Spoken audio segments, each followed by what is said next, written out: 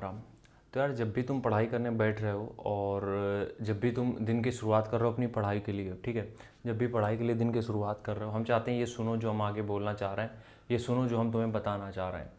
देखो, पढ़ाई की तैयारी मतलब किसी भी एग्ज़ाम की तैयारी के लिए अगर तुम पढ़ाई कर रहे हो तो उसमें सबसे पहली चीज़ यार ये होती है कि हमारे पास कोई 100% सक्सेस की सर्टेनिटी नहीं है कि अगर हम तैयारी कर रहे हैं तो नौकरी मिल ही जाएगी।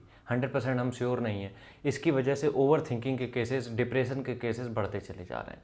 तो जब भी तुम पढ़ाई करने बैठते हो तो कोशिश ये किया करो कि जितने भी घंटे बैठ रहे हो, वो 5 घंटे बैठो, 7 घंटे बैठो, 8 घंटे बैठो, दिन में जितना भी निपटाना है, कोशिश ये करो उन 8 घंटे का आउटपुट इस तरीके से निकलना चाहिए कि एटलीस्ट वो तुम्हारे 16 घंटे को रिकवर कर सकें। कैसे हम समझाते हैं, देखो, हम लोग आजकल सिर्फ दिखावे के लिए पढ़ रहे हैं। अधिकतर आधे से ज़्यादा लोग सिर्फ दिखावे के लिए, शो ऑफ के लिए कमरा बंद करके किताबों में मैप लगा के पढ़ रहे हैं जिसका कोई मतलब नहीं है।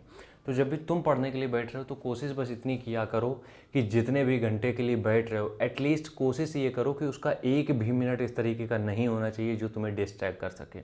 क्योंकि होता क्या है, डिस्ट्रैक्शन हम लोगों के दिमाग में बहुत जल्दी हिट करता है, बहुत जल्दी हिट करता है। तुम किताब पढ़ रहे हो, फ़ोन से पढ़ रहे हो, एक नोटिफिकेशन आएगा, तुम्हारा पूरा दिमाग डिस्ट्रैक्ट हो जाएगा। तो जब भी पढ़ने बैठते हो, जितने भी घंटे का शेड्यूल बनाते हो, कोशिश ये किया करो उसमें 0.1 सेकेंड की भी गुंजाइश नहीं है किसी भी तरीके के एंटरटेनमेंट की, 0.1 सेकेंड की भी नहीं। 0.1 सेकेंड से या 1-2 सेकेंड से 10 सेकेंड से हो कुछ नहीं जाएगा, लेकिन वो जो 2 से 4 सेकेंड होंगे वो तुम्हें इतना डिस्ट्रैक्ट कर देंगे कि तुम्हारा जो फोकस है दिन भर का वो पूरा फोकस बिगाड़ देंगे। इसलिए जब भी पढ़ने बैठ रहे हो सबसे पहली बात तो ये ध्यान रखो कि उसमें 1 सेकेंड का भी टाइम नहीं है किसी भी तरीके के एंटरटेनमेंट के लिए। 1 सेकेंड का भी टाइम मत निकालो किसी भी एंटरटेनमेंट के लिए। जो है वो उस टाइम स्लॉट के बाद है, 5 घंटे 6 घंटे जितना पढ़ना है उस टाइम स्लॉट के बाद हम करेंगे। उसके पहले किसी भी तरीके का हमारा कोई एंटरटेनमेंट नहीं होगा। दूसरी चीज़, जब भी तुम पढ़ने बैठते हो उसके उस समय कोशिश यार ये किया करो अपना दिमाग थोड़ा सा खोल के रखो। क्योंकि हम लोग, देखो, हम तुम्हें बताते हैं जब हम जिम जाते हैं तो वहाँ पे हमेशा एक चीज़ हमने सीखी है, मसल का माइंड से कनेक्शन होना बहुत ज़रूरी है। तो जब भी तुम जो किताब पढ़ रहे हो, कोई भी किताब तुम पढ़ रहे हो, जब तक तुम उसमें यार अपना दिमाग लगाओगे नहीं, चीज़ें सिर्फ पढ़ रहे हो, दो तरीके से होता है।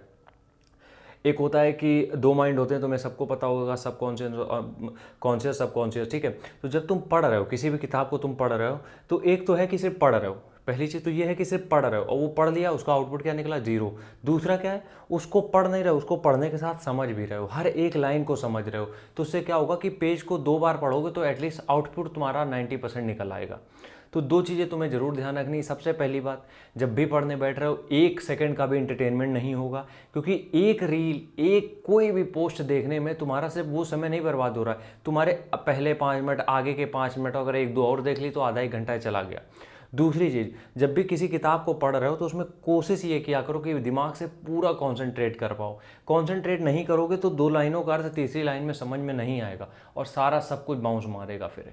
इसलिए जब भी पढ़ने बैठते हो तो दूसरी चीज़ जो है, किताब में कंसंट्रेट पूरी तरीके से करना पड़ेगा, अदरवाइज रिजल्ट नहीं मिलेगा। आप 6 घंटे पढ़ लो, देखो पढ़ने में क्या है, तुम 6 घंटे बैठ के पढ़ लो, ये किताब हम तुम्हें दे रहे हैं उसको पढ़ते रहो 6 घंटे, क्या मतलब है, कुछ नहीं।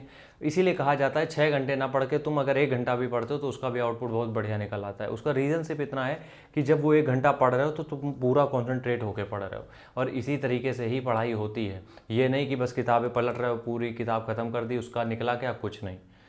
और इसको टेस्ट करने के लिए कोशिश ये किया करो, जब तुम एक भी कोई किताब, कोई चैप्टर, कुछ भी ख़त्म कर रहे हो, जब उसको बंद करो तब उसको तुम दिमाग में विजुलाइज करने की कोशिश करो, चीज़ें क्लियर हो जाएंगी। राम राम, जय हिंद।